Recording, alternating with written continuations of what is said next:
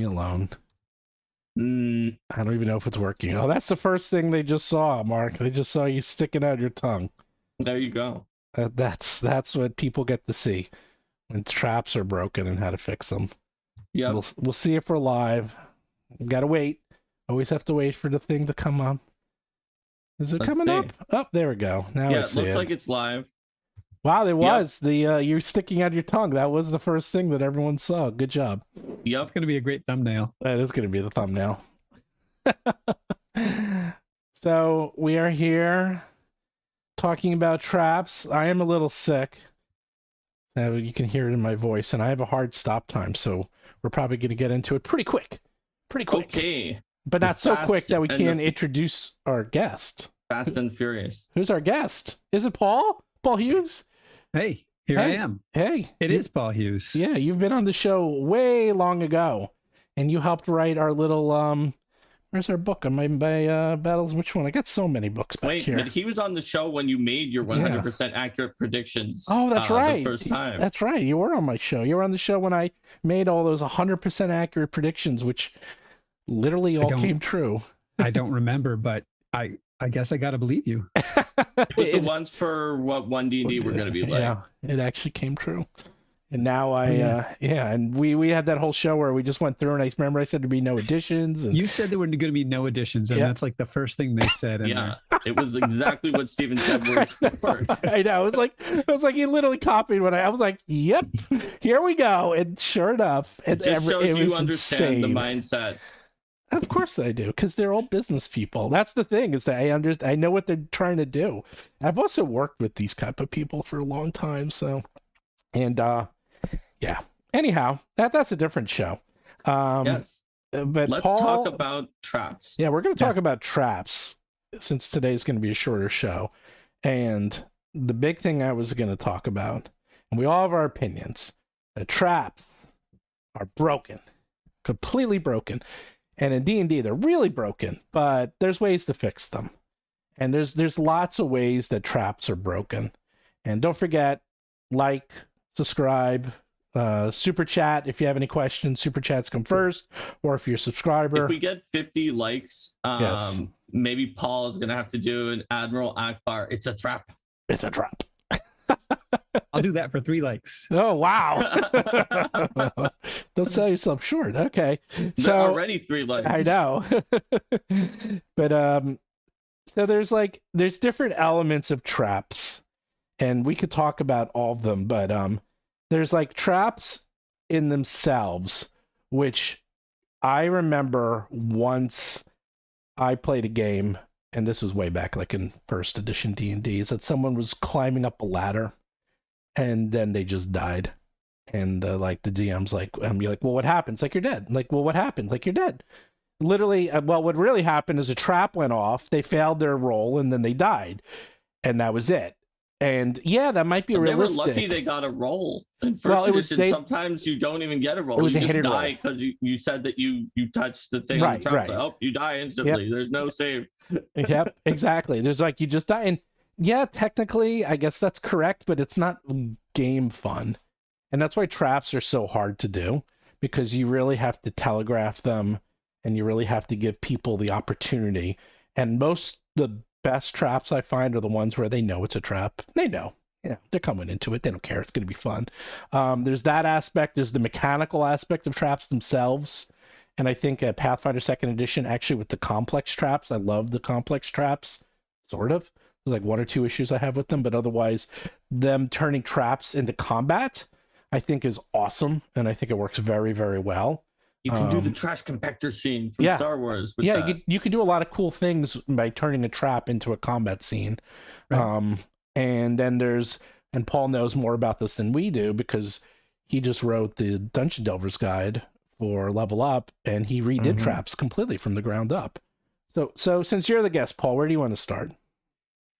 Well, let's see. First, I want to say I agree with what you said about how to fix traps, because that's basically the tack that I took. Okay. Is a trap is not fun until you know the trap is there. Then it can be super fun.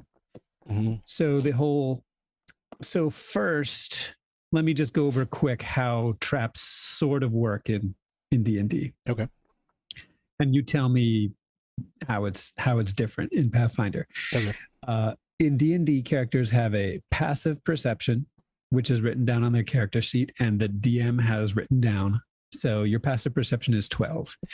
If your passive perception is higher or equal to or higher than the traps, the DC necessary to find the trap, they find it. Otherwise, they don't. So it doesn't actually have to be rolling. If you're just walking through a room, not paying a lot of attention, there's no roll. It's a lot like the scenario that you had in your first edition game. Mm-hmm. The DM says, "Well, looks like you just fell in the pit," and well, it's not a lot of fun because it violates the sort of the main tenet of role-playing games, which is role-playing games are fun when you get to make decisions. You have a puzzle. Everything is a puzzle. Combat's a puzzle. What should I do next? How can I optimize my turns? Conversation, like what can I say to get the Duke on my side? But traps are the one thing, simple traps are the one thing where you are like, well, the DM just did something to my character. Yeah, the way it works in Pathfinder, it's very similar. There is also it's kind of different in Pathfinder. Well, it's similar in the sense that you have perception, but you also have to have a level of training because you have to have a level of you have to be like you can't like if there's a very, very high level trap, you have to be trained or have mastery or legendary to even find the trap. That's true, but I think the main way that the Pathfinder handles at least the main critique Paul just made down there, it's not that different, but the small changes help, is that in Pathfinder, when you're doing exploration, you pick one thing that is your main thing you're doing. Like, are you defending and your shield is just constantly raised and you're ready to be attacked? Are you scouting to help the party's initiative? Are you detecting magic in case there's magic around? Or are you searching? And if you are searching, then you are rolling actively against traps. And if you are not searching, if you did not make the decision to search, then most traps, like Steven said, that have any required proficiency are too well hidden to find. Like, you're not going to find it if you're not actually looking for it. Right. Or if you have trap finding, you will also, if you're like a rogue. Some abilities like rogues or other things like that, you're always searching for traps. Right. And that's great because that's a decision you made while you're making your character or while you're choosing your class. That's what you want to do, that your guy wants to be extra good at traps. Yeah. And just turning it into an active role makes it, even though it's, as a game designer, you're like, well, an active role or a passive role, it's really the same thing. You have exactly the same chance, but off by half even then, rounding down. But it's the experience as a player when you roll and you see you got a 1 and something hits you, you're like, you know what though? That's fair. Yeah. As opposed to when the DM says, okay, something bad happened to you. Same scenario in reality, but it doesn't feel the same. You're absolutely right. But it's not even the same chance minus the 0.5, because the problem with the passive is that it's always the same number. So if you go into a dungeon and they're all 18 and you have 17, you will fail every one. And if you go into the dungeon, they're all 17, you have 17, you will find everyone. Which is a problem. That's a problem. It's always the same character too, so you don't get to feel like you're contributing. Right. It's always the same character who has the highest score. And as the DM, I know all the characters' scores. So when I'm making the dungeon and I know the highest number is a 17, I'm choosing to have a trap that is totally, if I set it to a 16, I'm choosing to have a trap that's not going to work. Or if I set it to a 20, I'm choosing to have a auto success trap. That's correct. So it's not fun for me as the DM. Yeah. Whereas if you roll, it's actually random and there's a probability. Whereas if you don't, it's not, yes, it's the same expected value, but it's not the same probability because it is either 100% or 0%. And you know that in advance. Yeah. You don't get to be surprised. That's no fun for anyone. Yeah. You don't get to be surprised too and be like, hey, the PCs have, this is hard to find. If they're best person searching in Pathfinder 2, maybe they have only a 40% chance. But if they had 2 people searching, including one who's a little bit worse, maybe that goes up to a 60% chance. And if 3 of them all were looking, maybe they actually have an 80% chance just that somebody rolls high enough to find it. And so now, even as the GM, you don't know until they tell you what they've chosen to do, what their chances even are going to be, because they have multiple toggles they can take that will affect those chances. And decisions are being made. And like I said, that's what's fun, right? Whereas, you know, if you're just everybody's using passive perception, the problem for me is that the only decision you're making is you're saying you're agreeing to go into the dungeon that the game master made for you, and that was your mistake. You shouldn't have done that. You know, that's my baseline. That's my grievance. So when I was writing this book about dungeons, I thought, what if I did traps the way I'd like to see them done, and what if I overdid it, because that's what I like to do. So we love it too. That's why we have you to convert our stuff. I know that's on brand for you guys. I've having seen your project. So the Dungeon Master's Guide has like 10 traps in it. Dungeon Delver's Guide has like 110 traps, and each one is probably like twice as big as one of the other ones. And the main difference between, and right now I'm talking about simple traps. You mentioned complex traps, which we can get to in a minute. Simple traps are kind of something that the designers don't know what to do with in Dungeons and Dragons, and never have since first edition.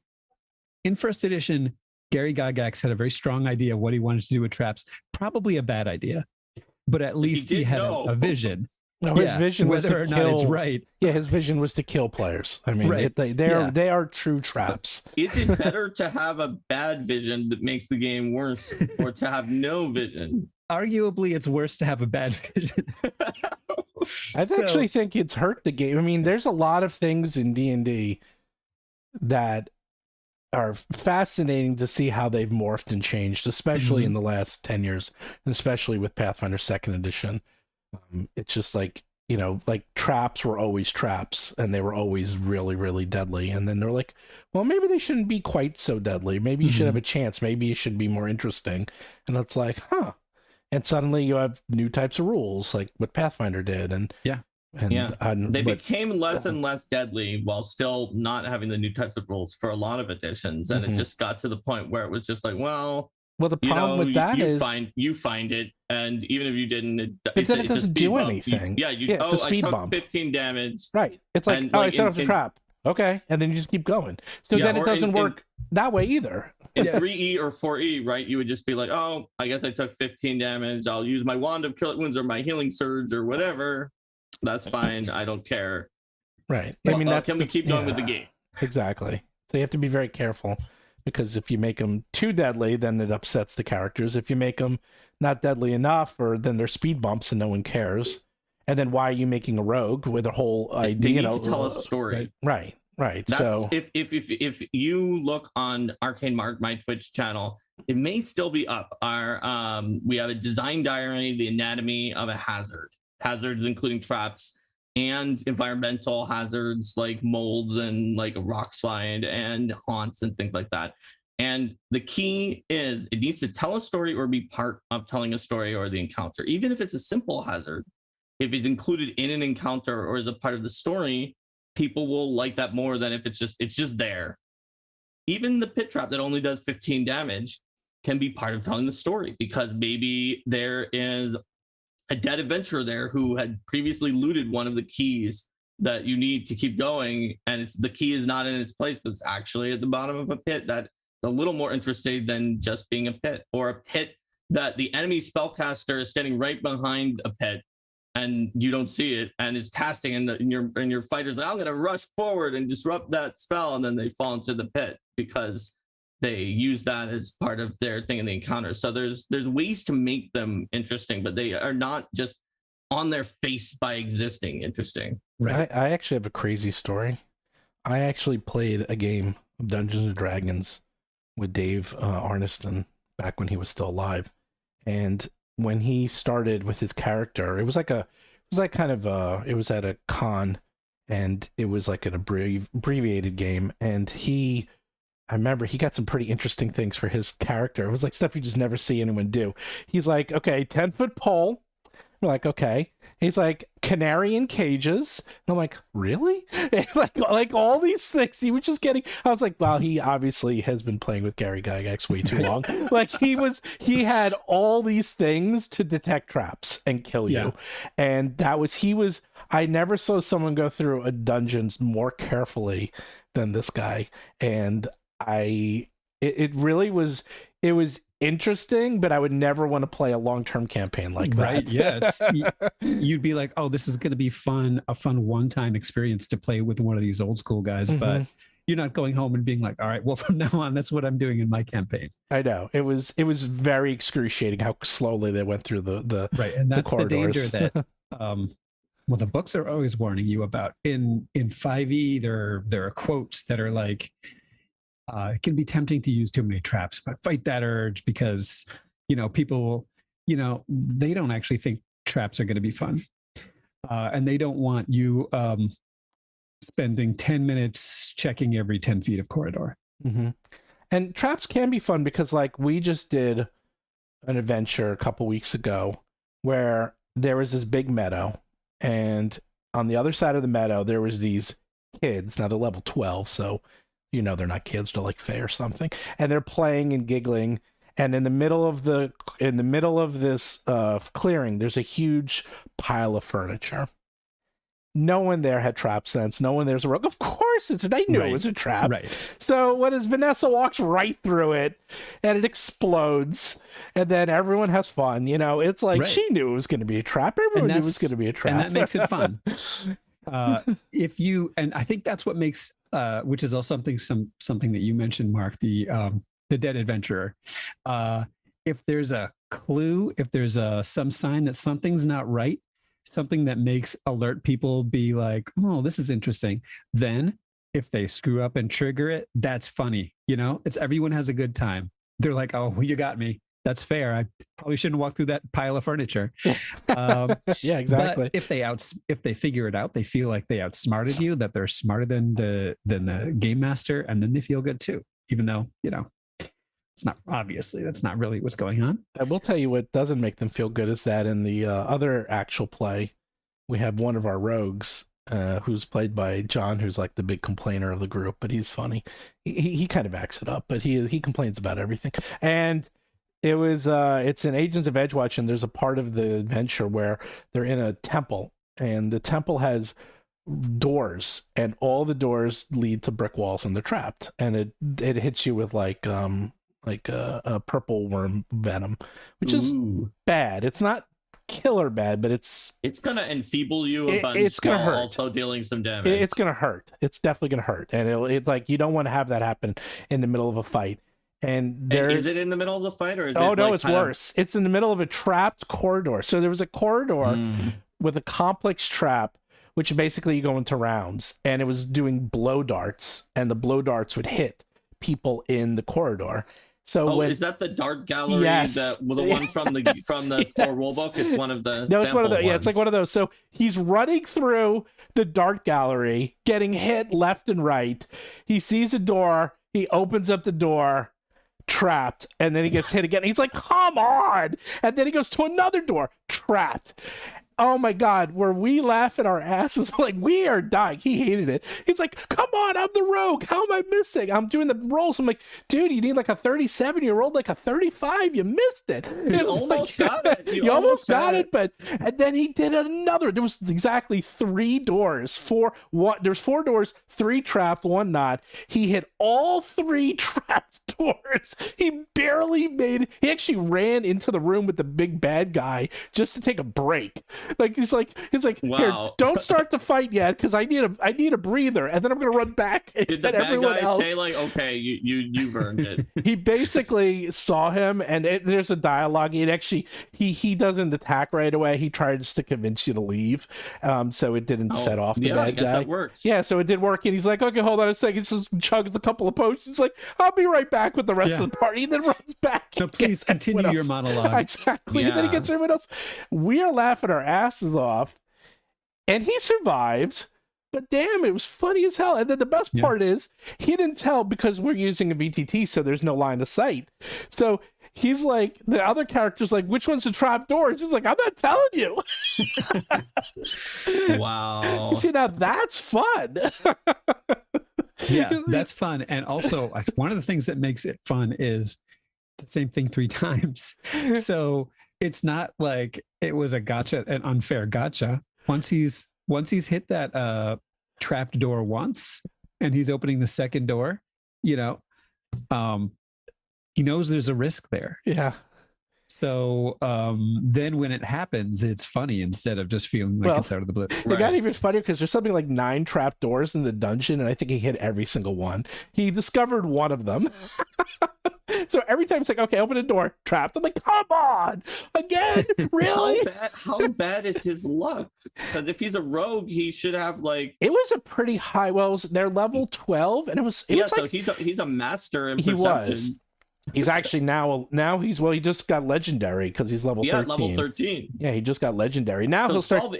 12 is a weak level for him because That was his weakest level. Yeah, that was his weakest level. And then I think the perception, it was in the 30s. Maybe it was like 37 or so. It was pretty high. It was not easy. And yeah, that is pretty tricky. Yeah, and if he didn't have a perception item or a little bit of wisdom. No, he doesn't. Oh yeah, that's gonna be rough. Yeah, I can none see why of he them only have got 1 perception in 6. items actually. Yeah, so no. they just had bad luck. Yeah. Is there anything you can do? Trigger it from a distance? Use Dave Arneson's 10-foot pole, or bring the canary? Yeah, he does. He says, "I'm not opening up doors anymore." That's what he did. It's like he said, "Monk, you're opening up all the doors from now on." And that's what happened. Yeah, but the monk is the canary. Yeah, that's what happens. But the point is like, that was a telegraph trap. It doesn't slow down the game. It's not too bad. It's funny. It doesn't kill you outright. But it just worked very, very well. Yeah. But then telegraphing a trap is how you don't slow down the game. Right. Because as soon as your players learn that every trap is going to have some telegraph or some specific detail that's going to, incite some suspicion, then if you just go in and say, you're in a 40-foot corridor, there's a door at the end, you're sort of providing pacing information by how much information you provide, which is something that already happens. Like if you're in a city scene and you're like, a black cat crosses the path, the cat has 1 green eye and 1 blue eye. Maybe you meant that to be setting detail, but now the players think that's like a shape changer, a key to the adventure. So you have to be careful about the information how much time you spend on something unimportant. Yeah. And that's how you can tell people not to pay attention to traps. There's something that's not trapped. Yeah, I was going to say then you have complex traps in Pathfinder. And complex traps are good, but they're very deadly. They're actually a little too hard in some cases because they often don't have an attack penalty. So if there's like say a plus 19 to hit and it attacks 3 times, it doesn't go 19, 14, 9. It goes 19, 19, 19. Like it can crit you like easily. They usually do that when they're splitting up the attacks among the party, but still, it's like somebody might get bad. crit. Oh, in fact, it's like 3 characters. Or 3 monsters, right? Well, there was one recently, and again, there's this haunted chandelier, and it can attack at range or melee. And its to hit was insane. And we got a super chat. Let's see that in a second. And I remember the chandelier they walked into the room, the trap went off, the monk got critted 100 points of damage. Now level 13, but still they were like, okay, time to leave. I bet that got their attention. Oh, they were like, time to leave. It's like, but then the door was locked. And they're like, and that was like it was bad. There was a closet that was 10 by 10, so they all ran into the closet. And they're like, now what? And they were like, we're gonna get killed by this room. Now they're scared to death. And that's an example of almost too hard. And my famous first death ever, Pathfinder Second Edition, when I was playing it with Param, was that I It was a trap, a complex trap. It attacks 3 times. Whoever's in the room, everyone left. Perm was the only one left in the room. They're like level 1 or something, or level 2. I forgot. It was a pre-written adventure, and I rolled a 19, a 19, and a 19. And he died. Although we didn't know the rules that well at that. He should not have. He would have survived. He would have survived. Point, right. We didn't know them. Barely. Though. Barely. Yeah. Still, it was like, okay, you're dying 6. You're dead. So Ollie wrote for €5. What's your views on detect magic automatically finding magical traps? Does that trivialize finding them?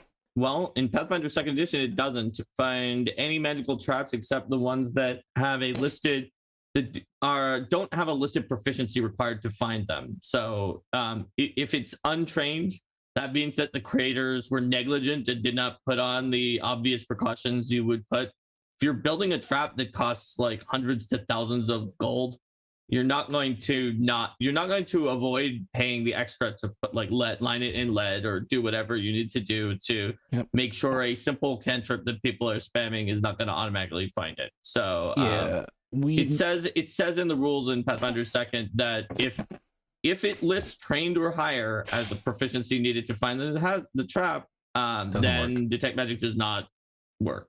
If it doesn't, then sure. Those are the ones that are just kind of happen on their own or just very casually hidden, so you don't even need to be searching to find them anyway. So that's sort of how it goes. In my old games, we used to have this argument back in the day, because they're like, they're magic, I can detect them, and this is before it was codified. I'm like, no, like then what's the point? And we used to have this argument. I'm like, no, they're magical. They were probably strictly right,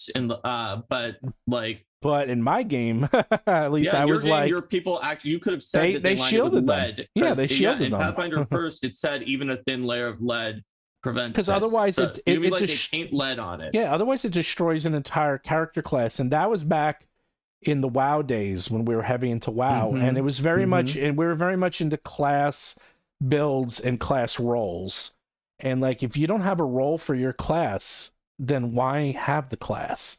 Also, lead is not even that uncommon to be used in paint anyway, other than like modern day, we know that that's a bad idea. Right. But, like it shouldn't be that hard in a setting to find a lead paint that you can paint over the parts that you need to. Like, if you're playing shielded. PF1 or 3.5 or 3.0, where they're like, you find every trap automatically, but even a thin layer of lead will stop this. Yeah. I mean, I think, look it up, because I could be wrong, but I think in 5th edition, the wording is for detect magic is something like you detect magic on stuff you can see. So a thin layer of anything will stop. Yeah, I think that's correct in 5e. All you have to do is put the relevant trap things inside of a box. Well, I know even a curtain behind them. They've been weakening detect magic in all the systems over time, just because it was like too powerful. Wait, no, it says it can penetrate most barriers in 5e. Okay. Oh, okay. What am I thinking of? Well, I do like in Pathfinder that until you get pretty good. But it's blocked by 1 foot of stone, 1 inch of common metal, even a thin sheet of lead, or 3 feet of wood or dirt. Right. Okay. Yeah. That said, if what you really want to get to is put the characters in a sticky situation where they don't know how to disarm the trap, then in a lot of cases I would be like, yeah, okay, there's, this thing is magical. Now what do you do? And then they can spend one of their big resources by, and dispel it, in which case they're choosing to spend a resource. I say they should get something for it, because they could be using that high level spell slot, in a fight later, or they're going to try to figure out how to get around, the door is magic. Well, we still need to get through it. What are we going to do? And what you really hope is they come up with some idea that triggers the trap. Where they might have just walked by it if they hadn't cast detect magic. Because that's going to be fun. Because that's going to be fun for the players. It's fun to fail in an interesting way. So does D&D have anything like complex traps? It does. It literally has something called complex traps. Okay. And I think they're mentioned in the Dungeon Master's Guide, but there's like one example.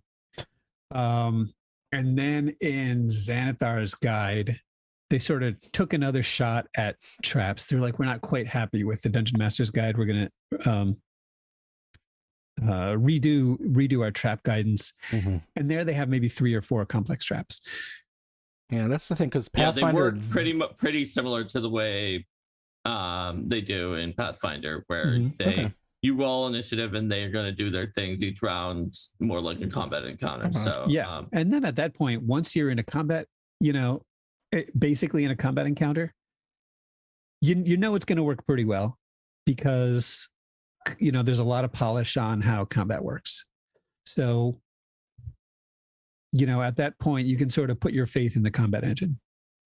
Yeah, I think it's just clear that was the convergent design. Like, Starfinder also had complex traps that was in it as well, because, well, actually, we were working on that part of Starfinder, in between things with PF2, and the 5e team came up with it also. Like, this was just very clearly the name that it should be called, and very clearly the mechanic that should be used for that kind of a hazard. Right. And 4th edition, I think, was also experimenting in that direction. I think you're right. And so there could have been 4th edition DNA that was behind some of the discussions in all of those places, since, Paizo has people who were from Wizards of the Coast who knew about some of those as well. Right. So yeah. And you never know. And in 4th edition, they were very clearly like, they were having these same conversations. It's not fun to be walking down a corridor or suddenly you fall in a pit. It's only fun if it's during a combat encounter or it acts like a combat encounter. So we're not even going to do a pit in an otherwise empty corridor. That's not something that you do. I will say we only have about 9 minutes left, so if you have questions, now's the time. Yeah, ask them. We're doing a short episode today. Steven's got somewhere to go. I have 8 minutes. I gotta leave. So questions, comments, thumbs up, subscriptions, anything you want. Yep. And yeah, it looks like Paul's not gonna have to say the Admiral Akbar. It's he'll still say it. But but the one thing I was curious about is that they did try to do something in Pathfinder called haunts, which are traps. Or they are a type of hazard that isn't a trap. Right, it's a type of hazard. Just like environmental hazards, like the molds and a falling rock slide or quicksand. Haunts are interesting.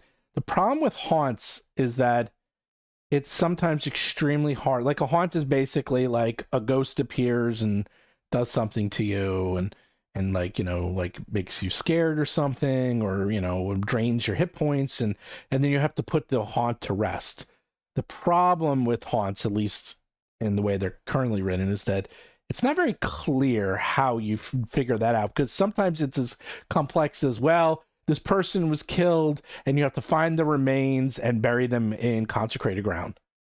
Like, what? Like, how are you supposed to know all that? Right. Like, this is a lot of storytelling. That's a default. That's a default. Yeah, it's like there's a lot of onus put on the GM to figure out how to give this information. Have to put it to rest unless you're trying to own the property that has the haunt right, on it but later, right? If you're a dungeon delver and you get hit by the haunt and you're not someone who's scrupulous enough to be like, I really want to put this spirit to rest, you can just be like, okay, well, it's reforming for tomorrow and someone else will get hit by it later, but I've got my treasure, so I'm fine. So it's a tax. It's like a tax for having a cleric in your group that you have to stop and do this. I mean, yeah, although weirdly, like in PF2, there's some rules at least about talking about telling the story or like learning a hint about the haunt. In 1st edition Pathfinder, when they first created it, there weren't. And some of the haunts had weirdly specific and multiple things you had to do. And it was just the most humorous thing. I remember playing an adventure. My cleric, like Paul said, was the tax cleric, who was just like, we've got to stop. We've got to put this guy to rest. And it's like, all right, so I'm going to bury them on consecrated ground. That's just a given. I'm pouring holy water on it. I cast bless.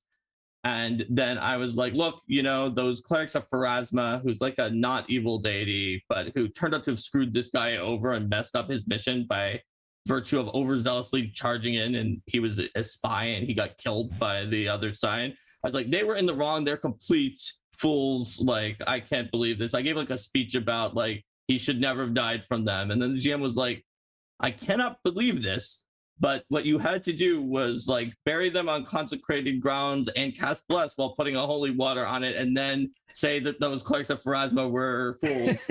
And I cannot believe you did all of those things, except, and it's like I would almost think that like you read this, except for that we don't own it, and I just downloaded it like an hour ago to prepare it, and I know that nobody did. So how? And I was just like, I don't know. That's just what felt right. But I don't expect anyone to do that.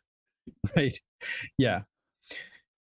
Yeah. There has to be some path for the players to learn this. Preferably not one that you roll low and you never figure it out. Well, yeah. All right. I mean, that's not fun. Yeah. It's fun to learn the story. Yeah, that's the problem. The reason hunts are good is they automatically are part of a story. And like I said, my central thesis is traps and hazards should be part of the story. They should tell a story.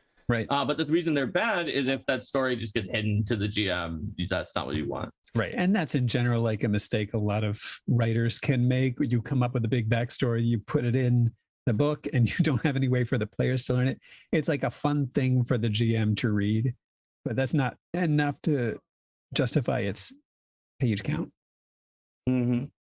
So with just a few minutes left, our way to fix traps are make them fun.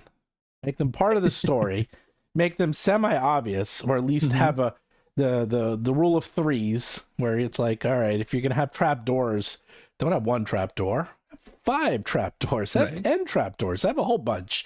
Let them know that they're there. Let them have some fun with it.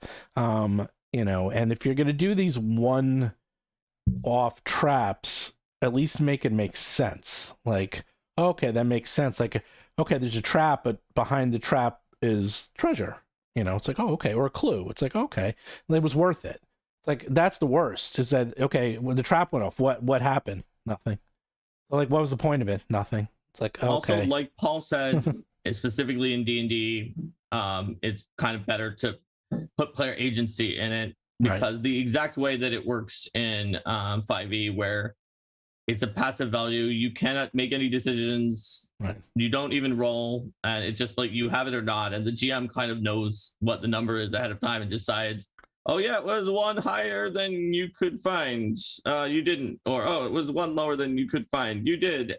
Is kind of in an anti-optimized in terms of letting the players feel like they had some kind of decision making, and making it seem like the dice were like, oh, like with you, Steven, you could be like, well, sorry, you rolled a 3.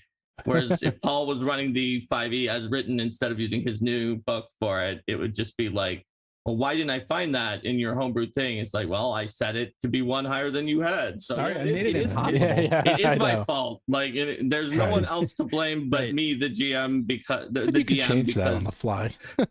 I set it in a way where you couldn't find it. But as a DM, I just want to not be blamed. That's all I want. Yeah, right. Blame the system. Blame the dice. Right. Well, if you make it funny, then no one cares. Yeah, that's Steven's. That's always my way. The way to make it funny is to make the players screw up. I want to put players in a situation where they can screw up, because that's funny. Yeah. Yeah. Well, it's also funny when it's the rogue that keeps setting off the traps, and then he just gets upset. We got one quick question and we'll wrap up. Do you feel like players should be able to find traps automatically with the 10-foot pole if they poke at it? No.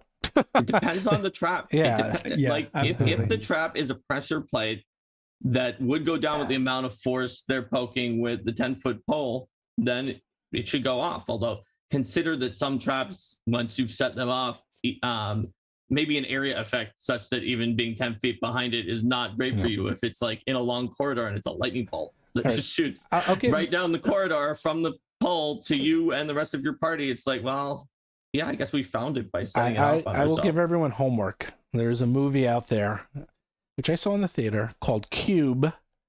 Have you seen that? I've seen it. Oh yeah, there's Cube 2, Hypercube, there's Cube 0. I've actually seen all of them.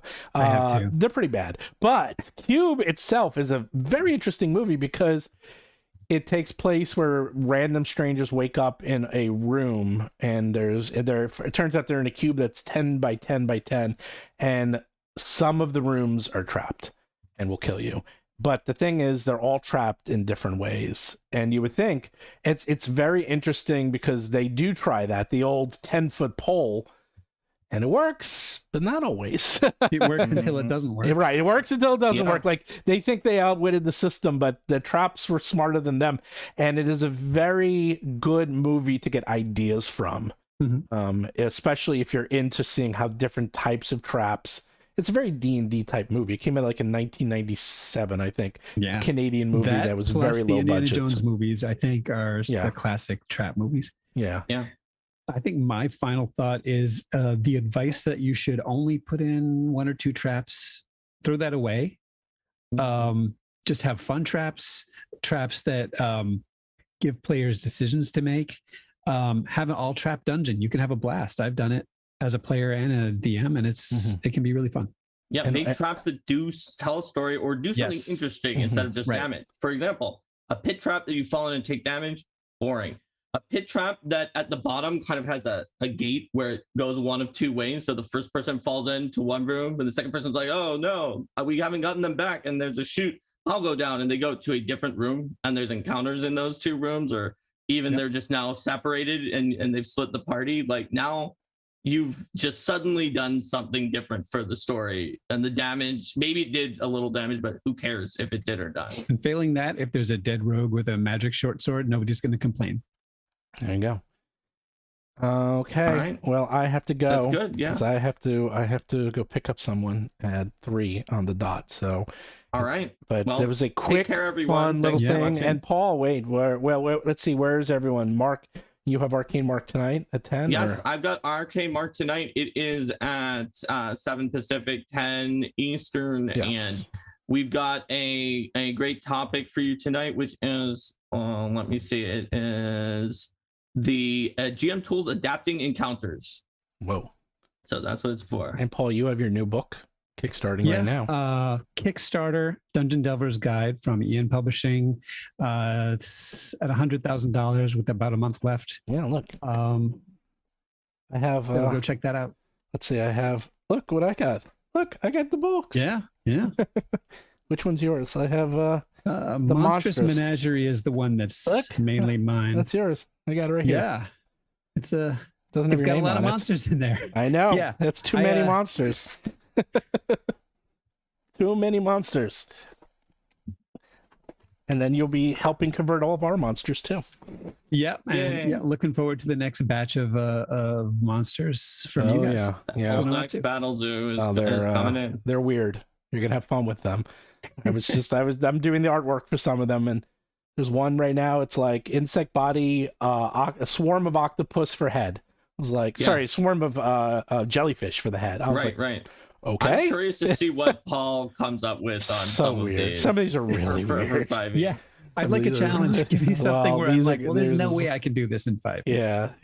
It's and you'll insane. Find a way, just like you did with the last and book. Yeah, I see people are getting their dragon books. Dragon books, yeah. And if you want a book, if you want any of the battles, you just battlezoo.com. And the Dragon Book is shipping, Battlezoo Bestiary shipping, and we are finishing up Indigo Isles. In fact, Mark has to go finish some editing right after this. Yeah, where it's layout. It's a little bit of copy fitting, so it's in the very final moments of the first turnover. Yep. So we're in good shape. And I see some questions about dragon ancestry. Just go to the Discord, and then Mark will answer your questions. But I gotta go, and thanks for joining us, Paul. And, my pleasure. We'll have you on again. I'm sure you have lots of strong opinions on things. Yeah, have me on anytime. All right. All right. See Bye, you, everybody.